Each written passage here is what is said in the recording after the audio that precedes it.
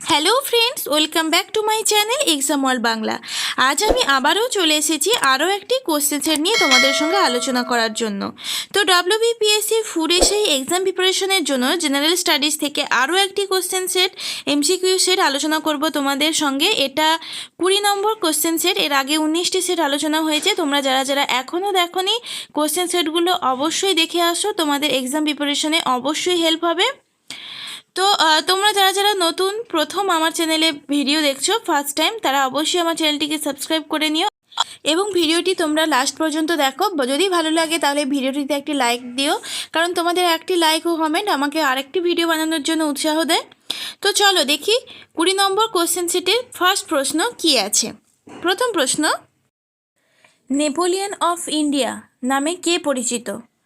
অপশানগুলো আমরা দেখে নেব। Option A Samudragupta, option B প্রথম চন্দ্রগুপ্ত, অপশান সি দ্বিতীয় চন্দ্রগুপ্ত, অপশান ডি কনিষ্ক। যারা যারা সঠিক উত্তর জানো অবশ্যই আমাকে কমেন্ট করে জানাবে।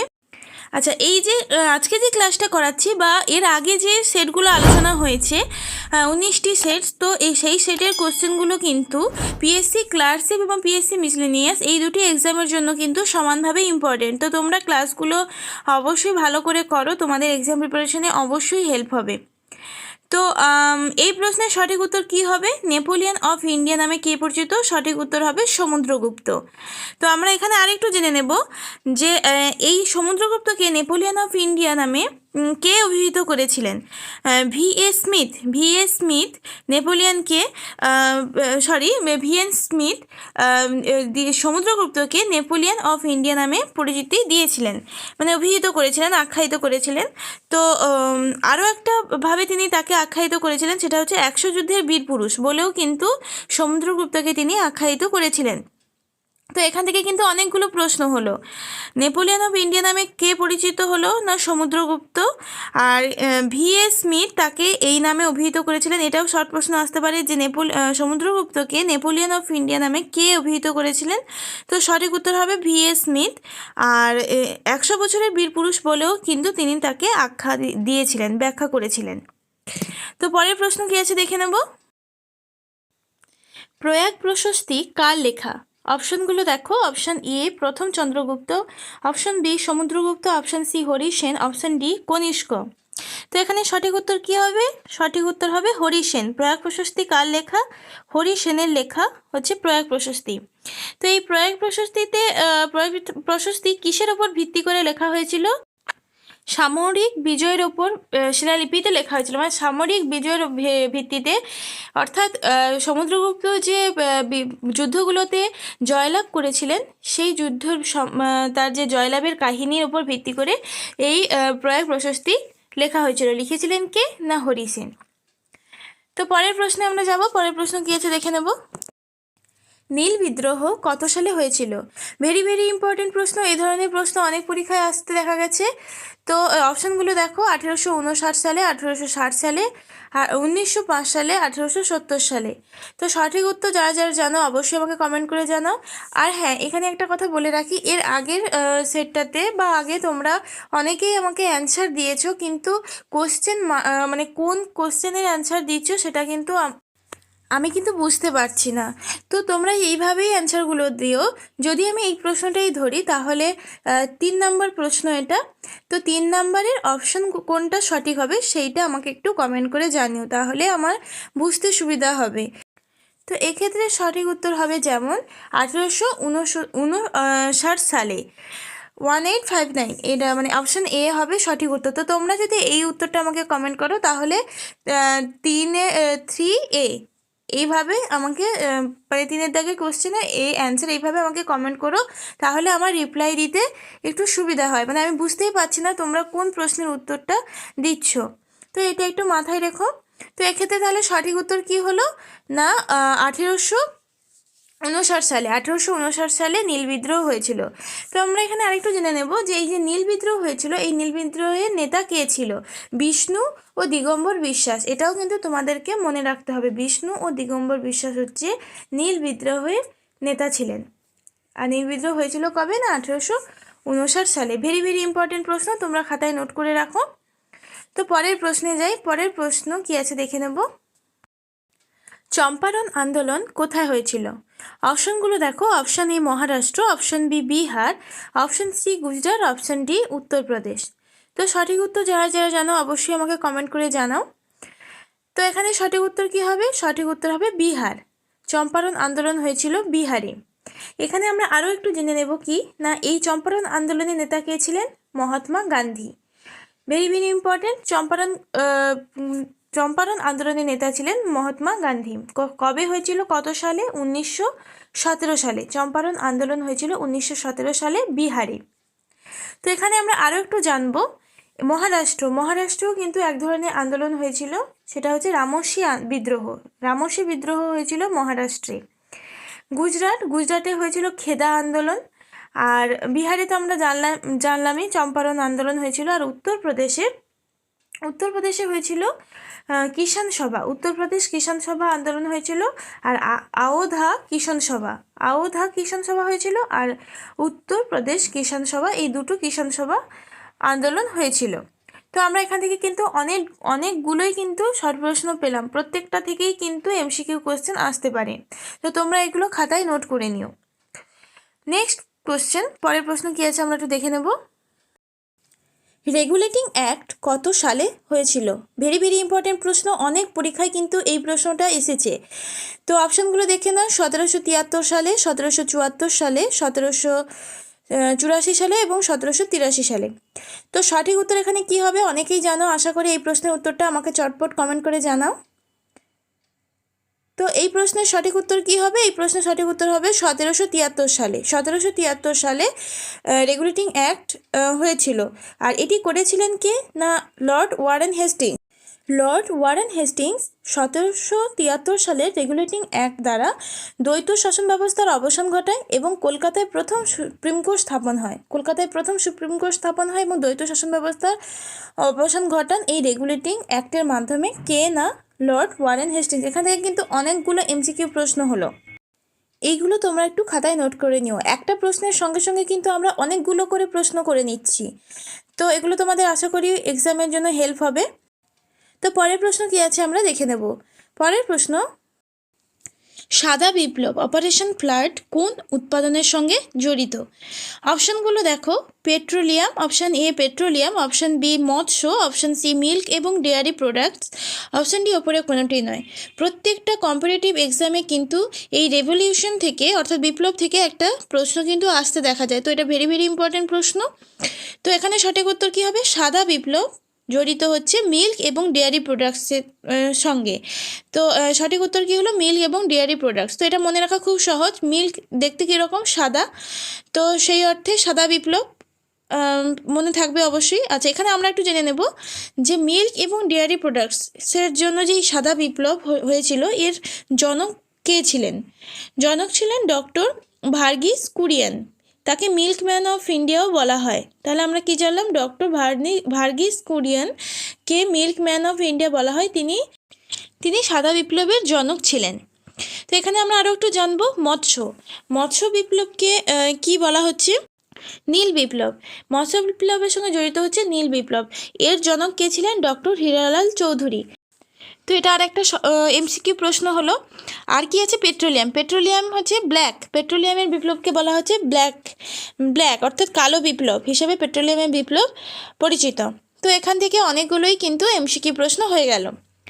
পরের প্রশ্ন, তিলপাড়া ক্যানেল কোন নদীর ওপরে অবস্থিত?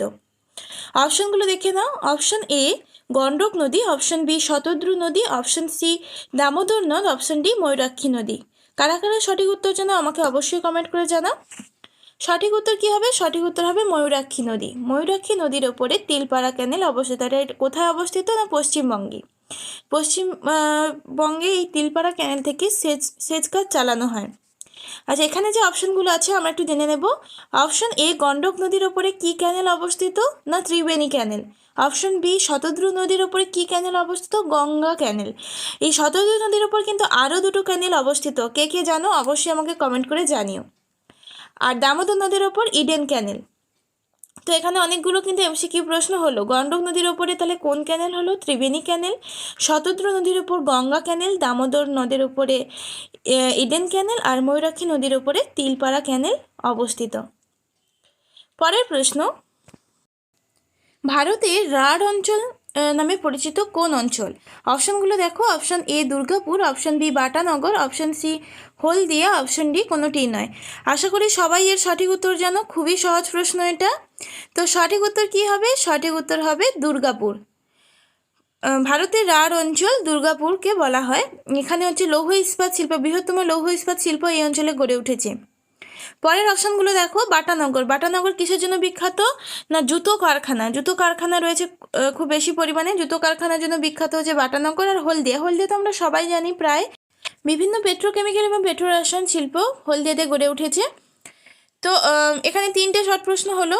দুর্গাপুর হচ্ছে রাঢ় অঞ্চল নামে পরিচিত, যেখানে লৌহ ইস্পাত শিল্পের জন্য বিখ্যাত দুর্গাপুর।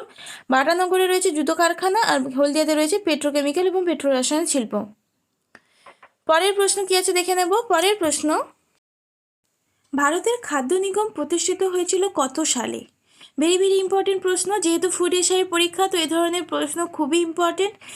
ভারতের খাদ্য নিগম এফসিআই অর্থাৎ ফুড কর্পোরেশন অফ ইন্ডিয়া। তো অপশনগুলো দেখো। অপশান এ 1955 সালে, 1960 সালে, 1965 সালে, 1970 সালে।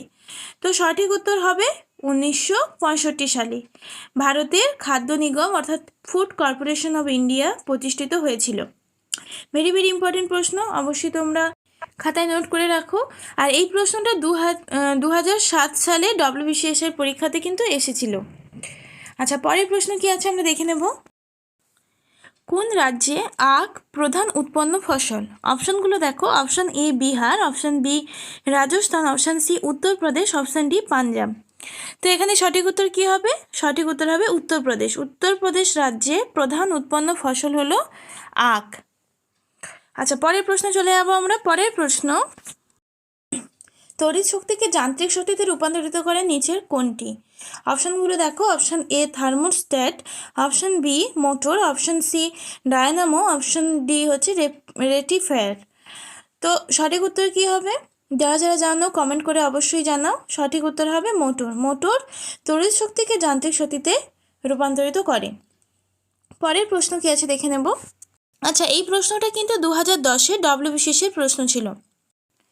আচ্ছা, যদি ভিডিওটি ভালো লেগে থাকে অবশ্যই ভিডিওটিতে একটি লাইক করে দিও। আর তোমরা যারা যারা আমার ভিডিওটা নতুন দেখছো, প্রথম দেখছো, তারা অবশ্যই কমেন্ট করে জানিও ভিডিওটি কেমন লাগলো। এবং যদি ভালো লেগে থাকে লাইক কমেন্ট শেয়ার করে দিও বন্ধুদের মধ্যে। এবং অবশ্যই চ্যানেলটিকে সাবস্ক্রাইব করে নিও, কারণ তোমাদের সাপোর্ট আমাকে আরেকটা ভিডিও বানানোর জন্য উৎসাহ দেয়, এটা আমি বারবারই বলে থাকি। তো চলো পরের প্রশ্ন কি আছে আমরা দেখে নেব। আলোকবর্ষ কিসের একক? অপশনগুলো দেখো। অপশন এ সময়, অপশন বি দূরত্ব, অপশন সি আলো, অপশন ডি আলোর প্রাবল্য। তো সঠিক উত্তর কি হবে? সঠিক উত্তর হবে দূরত্ব। আলোকবর্ষ দূরত্বের একক। পরের প্রশ্ন, আচ্ছা এখানে একটা প্রশ্ন তোমাদেরকে আমি করছি যে আলোর প্রাবল্য, আলোর প্রাবল্যের একক কি হবে? সবাই আমাকে কমেন্ট করে অবশ্যই জানিও আলোর প্রাবল্যের একক কি হবে, কমেন্ট করে অবশ্যই জানিও। পরের প্রশ্ন, জীববিজ্ঞানের জনক কাকে বলা হয়? অপশনগুলো দেখে নাও। Option A Aristotle, option B Theophrastus, option C Leeuwenhoek, option D Thomas Edison. তো এখানে সঠিক উত্তর কি হবে? খুবই সহজ প্রশ্ন এটা। সঠিক উত্তর হবে অপশন এ অ্যারিস্টটল। অ্যারিস্টটলকে আমরা জীববিজ্ঞানের জনক বলি।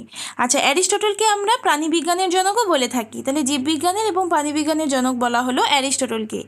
আর যে অপশনগুলো আছে, থিওফ্রাস্টাস, থিওফ্রাস্টাসকে বলা হয় উদ্ভিদ বিজ্ঞানের জনক। লিউয়েনহককে বলা হয় ব্যাকটেরিয়া বিদ্যার জনক। আর থমাস এডিসনকে বলা হয় অন্তঃক্ষরা বিদ্যার জনক।